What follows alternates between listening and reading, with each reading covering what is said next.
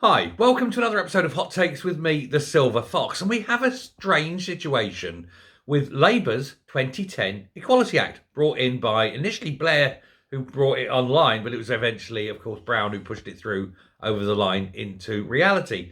And so there is this 2010 Equality Act that is in law. And this is not a sort of a federal level, if you like, a national level. It is the whole of the United Kingdom. And so it applies in Scotland as well as England, even though it was a law passed at Westminster. It's one of those overarching laws. So there's nothing that the Scottish government can do about it. But that's not what this video is about. It's the very fact that it is a nationwide law. Now, within there, it's not allowed to be, you're not allowed to discriminate on age, for example. And so the argument that the Scottish TUC are having is that why are 18 to 21-year-olds paid less with a smaller minimum wage than people who are, say, over 21. Now, if you're over 21, the minimum wage is £11.44, and lots of people get that. I think it's way less than it needs to be. I mean, personally, I think minimum wage should be, say, £15 an hour. I believe it should be index linked. I believe that the tax allowance should also increase and should also be, by law, index linked. So the tax allowance goes up by whatever the inflation rate is each year, just to help keep people out of poverty and as many people as possible from the bottom end out of tax. Let those who can afford to pay, but at the bottom end, let's get them out of tax.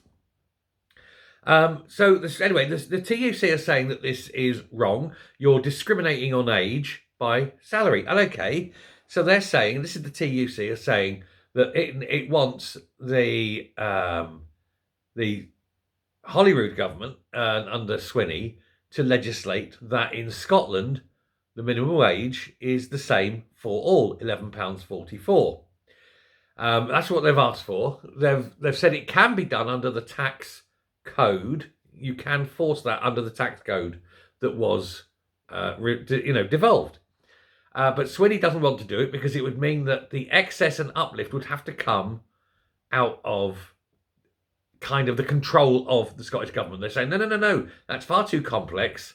They don't want to do it. So what the STUC, Scottish Trades Union Congress, have done is they've gone to Labour. They've gone to Keir Starmer. And they've said, you must change this because it's against the Equality Act. Now, the argument is that it is actually built into the law that this is permissible under that act because they're saying people 18 to 21 may not have the same skills or whatever as people older. I don't care. I don't care what your skill base is. There's a minimum wage and you should stick to it and you should not discriminate on age.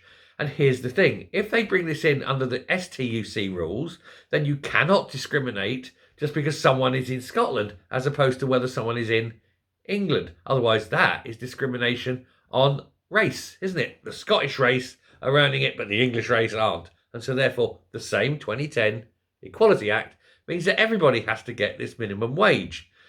Now, I do hope that both the Scottish Trades Unionists and the TUC south of the border get together, have a little huddle and a word in each other's small but shell likes, and decide that the minimum wage should increase year on year. So you can't do it all at once. It's too big to do all at once, I admit. But year on year, increase it above inflation until such points as it is at the equivalency of £15, whatever today is, in say 5 years' time. Obviously, indexing it up as you go. And get to that point. I think £15 an hour in a world where food inflation is still high, where bills are still going up, where everything is much more expensive, and where there hasn't been an uplift in tax-free allowance for so long, and not likely to for another 4 years perhaps, let's do this. Let's make £15 an hour the new minimum wage. It just seems fair. And £15 an hour isn't a great deal of money at the end of the day. And certainly you should not, of course, be discriminating just because someone's 18 or 19. Why would you pay them £8 something? Is it £8.70, I think, top of my head?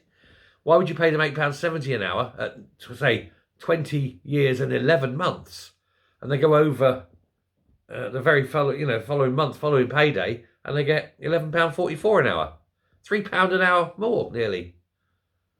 It's a lot of money over the course of a week. So yeah, it is wrong. It is wrong. Anyway, it's my view. Let me know what you think.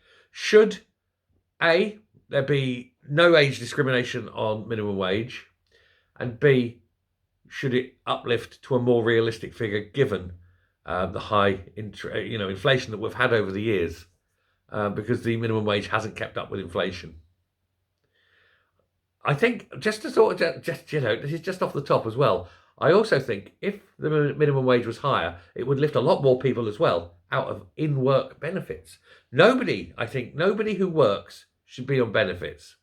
That doesn't mean that you cut benefits just because you happen to be working. What I mean is work should pay sufficiently that you don't need benefits. That should be the case in this country. That should absolutely be the case. If you work, you should be able to live well enough that you don't need to be on benefits. I mean, child allowance accepted, that sort of thing. But the general run of the mill, you shouldn't need housing support. You shouldn't need anything like that. The problem is this country has for so long, and it started under Blair's government, started putting in-work benefits in. And all you're doing there is saying to employers, it doesn't matter how low you pay your workers. The country will step in and top them up and give them this, that and the other. Rather than what they should be saying is, no, you pay your workers sufficiently well that the country doesn't need to step in and pay them. Tell me if you agree with that. Should employers be forced to pay sufficient wages? When I grew up and was young, everyone I knew, basically just about everyone I knew, I think, and I grew up in a fairly poor area. We lived in a 2 up, 2 down. There was a factory at the end of the road, that sort of thing. But everyone, as I grew up, they had a home, they had a car, they went on holiday every year. They weren't rich, but they weren't poor. Not in the same way as people are poor now. Old people were. I remember seeing old people, but generally, if you were working, you could afford to run a home, have a holiday and drive a car. Raise a family. You weren't on benefits. And that's where we need to get back to today in this country. Force employers to pay sufficient wages that nobody who works needs in-work benefits outside of, things like child allowance. And that, I think, would make for a far better world.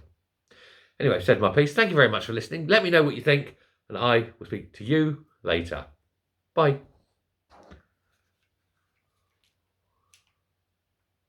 Eek.